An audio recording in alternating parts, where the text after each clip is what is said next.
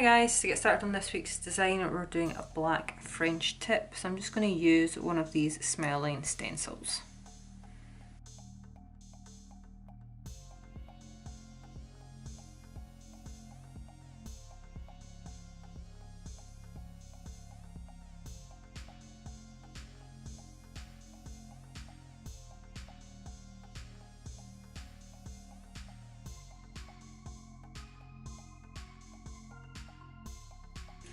Next, using a white striper, we're going to do 4 lines coming from the side of the nail.